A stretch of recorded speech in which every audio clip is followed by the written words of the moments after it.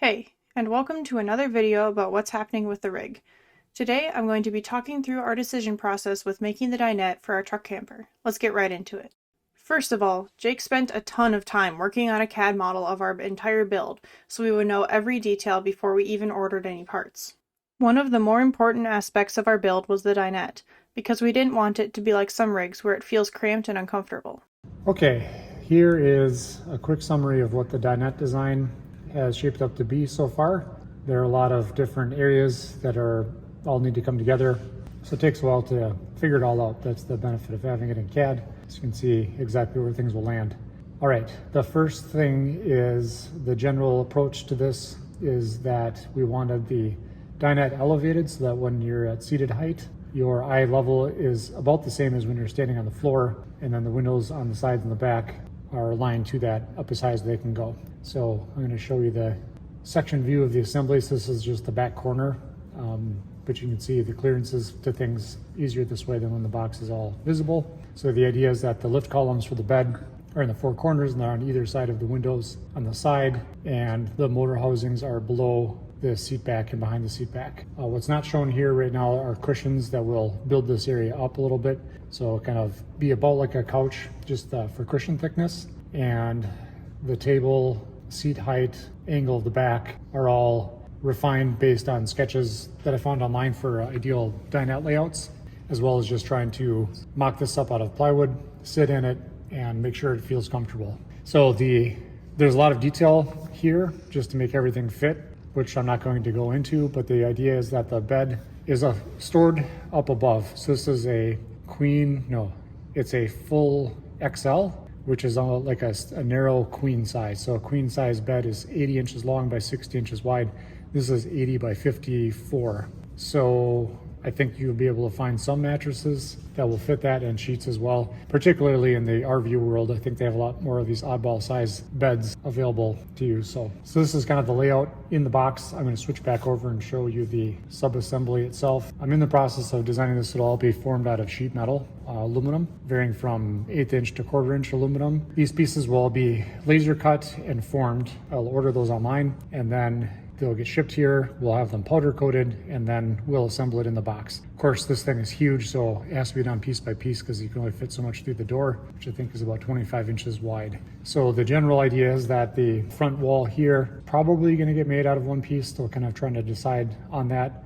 It has some flanges bent along the bottom, the back, and the sides so that the other components will fasten to those flanges. So again, there's a lot of detail that needs to be worked out, so you can see some parts that are interfering at the moment. That's just where it's at.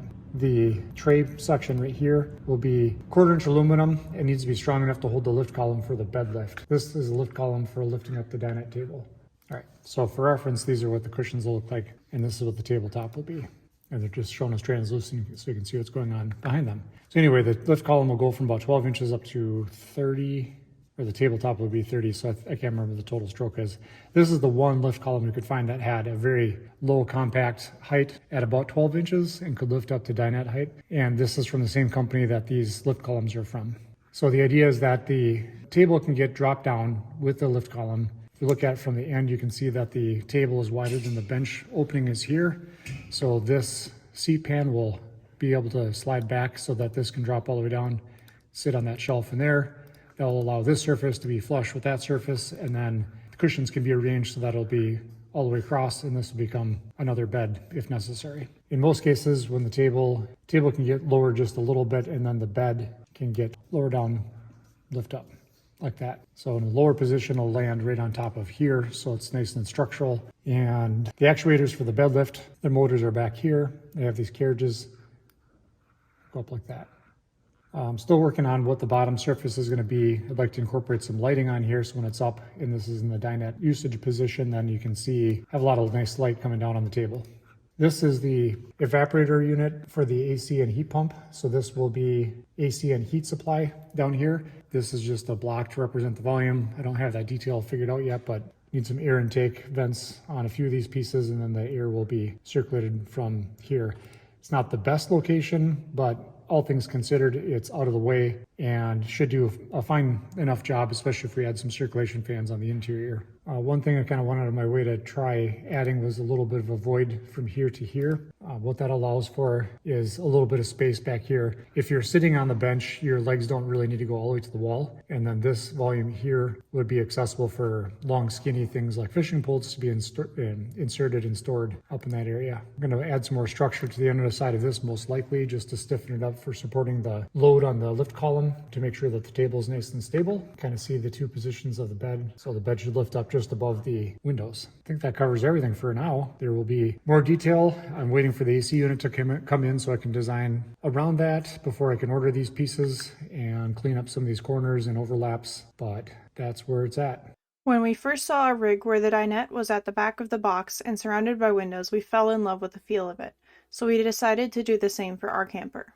We ordered outbound windows for our build because we didn't like how KCTs fold open right into the middle of your view. We're super happy with how our windows look, and I think we're going to get some awesome views. Another aspect we didn't like about how some other rigs were designed was that they had the windows too low for you to see out of when you were standing up, so you would have to bend halfway over before you could see anything through them. Our whole family is pretty tall, and we really wanted to be able to see all the cool places we went, so we raised the dinette up so that the windows are at eye level both when you're standing and when you're sitting down.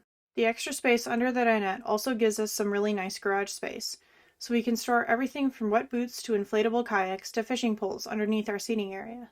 Once we finally got the rig back to our home, we could start mocking up things inside the box to get a real, physical feeling for how things were going to turn out. We did this for the dinette, and it really helped us get all the geometry to feel exactly how we wanted it to. We even brought couch cushions from our house out to the build, because they happened to be about the same thickness as the ones we planned to order. Our pugs seemed to really like that. Then the tape measure is where I have it for a 4-inch overhang. Okay. So we have to decide how much overhang we want. Right. I thought this was only 3/4 of an inch too big on both sides, but it's quite a bit. I was wrong.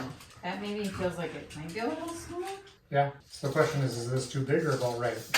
This is 37, so we could get it, make it like 36. Yeah. Depending on the material, we can get it and cut it down, and also depending on what kind of material, it's going to come in different nominal widths, like 36 inches. We're gonna like glue up a wood one or something. We might, but you can get prefab glued ones from IKEA that are that's true. pretty nice considering what they have in them for materials and time and sanding. Time and sanding. So you have to go get a wide belt sander and right. not a CNC router anymore. So at this point, I would think about maybe 36 inches. I should almost screw it down so you can, but I mean, it seems about. Well, if you lean on it and I lean on it. Maybe not. In the middle section. I lean on it. You're both gonna mess up. Playing cards, drinking beer. So when you're sitting on here, you've got the window blind. Bump your shoulder up to it. This is kind of squeezing in. Yep. And I just see some space that's between my leg and the wall that isn't really fully utilized. So it's not like you need to do this. Right. And especially in exchange, if I'm looking at the tape measure, there's maybe 4 to 5 inches of space here that I could block out. So this wall, instead of the floor going all the way over, can come up. And then there could be a little strip across here. Yeah. And then from the garage, we have long, skinny storage across the back, which would be a great spot to put things like fishing poles that are thin and fragile and can go into tubes all the way across. Could we do that with the stuff that's below it though? The space that's below the dinette? That's what I would be adding to that volume. I know. But the stuff that goes across it, those are long and skinny. But this so is then it high would, too. like, if it went just underneath the dinette, then it would stick out into the volume that bumps up. Yeah. And so that we don't want it in that volume because, like Dad said, they're fragile. And also, if they're sticking out into that volume, they're kind of taking up a whole bunch of space. Yeah, so it's just not really volume that's used. So another thing is if you sit here and pull your feet back as much as you can conceivably think of doing, that's another area where you could add some volume in, because right now I've got quite a bit of clearance. Right. And I don't know that we need that much. No, I don't think we do. So we only need so much heel space back here. You've got about 4 inches from your heel. That's if you're tucking in. So I think I could bring this surface out like 3 inches. That changes how my volume from when the table drops down just a little bit, but I'd rather solve that problem and pick up. That's a lot of cubic inches of storage that we could otherwise use. So the thing is, I shimmed out the bottom of the backrest a 1/2 inch. So this is at a little bit steeper. I think it feels perfect on this side. That side I didn't do. It's right there where he shimmed it out. Yeah. I like this. I feel like I've got support here. And the couches in the house don't really have much of a toe kick or heel kick, I guess in this case would be, but you don't really need a ton of it. No.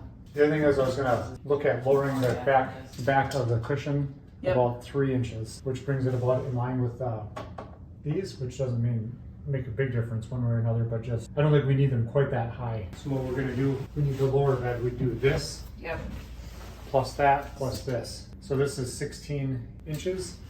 These right now are 19, so that's about right. So if these are shorter, they can go like that. This becomes a headboard, which is always nice.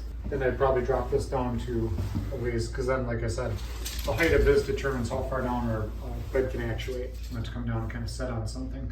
So I don't know what the minimum space is, but if we can bring the bed down and there's still room for people to sleep in here, Right. it'll be snug. It'll be snug, but that's okay. It's just kind of the way it is. This, I think, is the final heel kick area. The only thing about putting it back a little bit more is that you lose space out of the garage always, whereas you rarely are going to need that space for your feet. Try not to scooch around, but that's pretty much the final layout.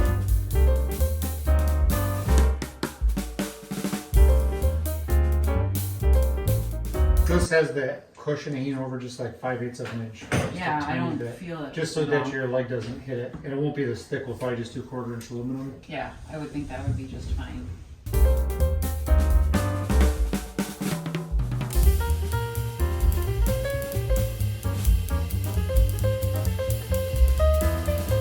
Like if I'm sitting normally, I think we'll be fine. like relaxing, this would be how I'd probably put my feet. This feels like a big If I'm table. having dinner, then I'm gonna sit up more and my feet are gonna come down, so that's. This feels like a big table, doesn't it? Yeah, I feel like you can have place settings and food. And we can each have a computer and a snack. The only thing we can change at this point would be the thickness of the cushions. So in the garage area, we have roughly 31 by 27 inches. Front That's to a back. lot of garage space. Yeah.